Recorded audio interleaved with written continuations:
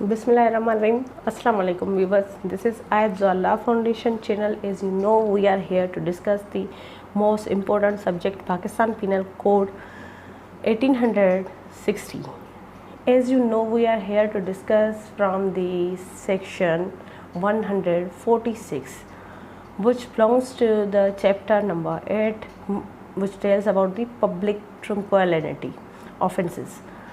Offence ऐसे जो public tranquillity के ख़िलाफ़ हों, और उसमें हमने पढ़ा था अनलॉफुल असेंबली। अब उसके बाद है 146 सेक्शन रियोटिंग। अब रियोटिंग क्या होती है वो हम देखेंगे। रियोटिंग बेसिकली होता है बलवा, ठीक है, बलवा या फिर फसाद, झगड़ा, ठीक है, ये होता है रियोटिंग। अब रियोटिंग वैसे हम देखें कि फसाद, झगड़ा हर घर में भी होता है, हर प्लेस पे भी होता है, तो क्या ये रियोटिंग है?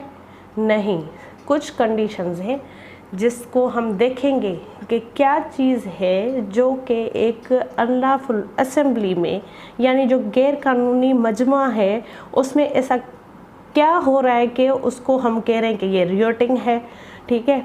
वो हम देखेंगे इसकी डेफिनेशन में। Whenever force or violence is used by an unlawful assembly or by any member thereof in prosecution of the common object of such assembly, every member of such assembly is guilty of the offense of rioting, ठीक है। जब कभी, ठीक है, जब कभी used हो force और क्रिएट हो वायलेंस, तशद्दुद, ठीक है। अनलॉफुल असेंबली क्या थी? 5 या 5 से ज़ायद लोग जो कि फोर्स यूज़ करें किसी गवर्नमेंट ऑफिशियल को या प्रोफेशनल गवर्नमेंट को काम करने ना दें, या किसी को मजबूर करें, किसी की प्रॉपर्टी पे धावा बोल दें, या फिर उनको जो लॉफुल प्रोसीडिंग्स है वो अप्रोच ना करने दें।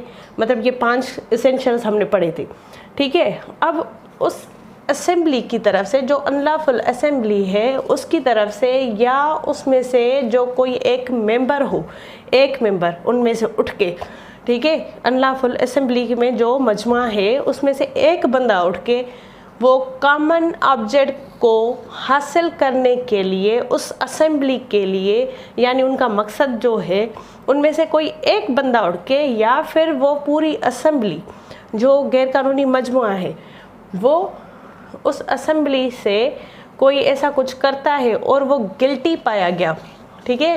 गिल्टी मीन्स कसूरवार, उस ऑफेंस का जो जुर्म है रियोटिंग का, बलवा का, ठीक है, कसूरवार ठहराया गया।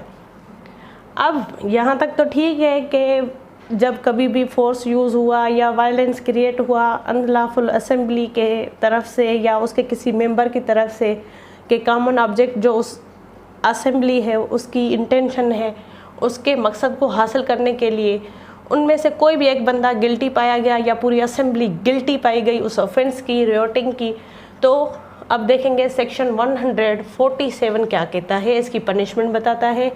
Whoever is guilty of rioting shall be punished imprisonment of either description which may extend 2 years, ठीक है, 2 साल, और फाइन और विथ बोथ, ठीक है। ज़्यादा से ज़्यादा उस बंदे को आइदर डिस्क्रिप्शन वाली सज़ा मिलेगी, कैद बामुशक्कत या सादा कैद, ठीक है, जो कि 2 साल से तजावुज़ नहीं करेगी, 2 साल तक की ही दी जा सकती है, और उसके साथ फ़ाइन उसके अलावा, या फिर 2 साल दे सकता है जज, या फिर फ़ाइन लगा सकता है, या फिर दोनों दे सकता है, सज़ा भी और जुर्माना भी, ठीक है। ये थी रियोटिंग की पनिशमेंट। अब रियोटिंग की एक और भी कंडीशन है जो इसमें आती है, रियोटिंग कहलाई जाएगी, लेकिन उसमें कुछ और चीज़ें हैं। Now section 148, section 148 tells about the rioting armed with deadly weapon, यानी रियोटिंग करने वाले जो अनलॉफुल असेंबली के मेंबर हैं या फिर उनमें से कोई एक बंदा लेस हो जाए किससे, डेडली वेपन से। जैसे अनलॉफुल असेंबली में हमने एक जो प्रीवियस लेक्चर था उसमें पढ़ा था, ठीक है। whoever is guilty of rioting being armed with deadly weapon, पाया गया हथियारों से less, or with anything which used as a weapon of offense is likely to cause death, या फिर ऐसा कोई हथियार जिससे ये जाहिर हो सके कि ये वेपन जो है या ये चीज़ जो है मौत वाक़या कर सकती है किसी भी बंदे की, तो उस बंदे की आगे कंडीशन क्या होगी सज़ा की, shall be punished with imprisonment of either description for a term which may extend to 3 years। अब यहाँ पे रियोटिंग का मेंबर हुआ और गिल्टी पाया गया तो इसको 2 साल सज़ा होगी, और अगर उस बंदे ने या फिर उस असेंबली के जो सारे लोग हैं उनको उनके तरफ से डेडली वेपन हासिल हुए, स्टेट को किसी भी लॉफुल अथॉरिटी को वो पाए गए डेडली वेपन के साथ, तो उसको 3 साल से कम सज़ा नहीं होगी, 3 साल तक ही होगी, या फिर इस इतने तक हो सकती है, ज़्यादा से ज़्यादा 3 साल, इससे तजावुज़ नहीं करेगी। फिर 2.5 साल हो, 2 साल हो, 1.5 साल हो, ये सज़ा होगी। वो जज की मर्ज़ी है, वो केस की नोयत देखेगा कि किस नोयत का केस है, ठीक है। मतलब 3 साल से प्लस नहीं करेगा, विथ फाइन या फिर फाइन देगा, और विथ बोथ या फिर दोनों दे सकता है। ये जज की डिस्क्रिप्शन होगी और उसके केस की नोयत होगी। सो ये था हमारा सेक्शन नंबर 146, 147 एंड 148 जो कि बता रहे थे रियोटिंग के बारे में।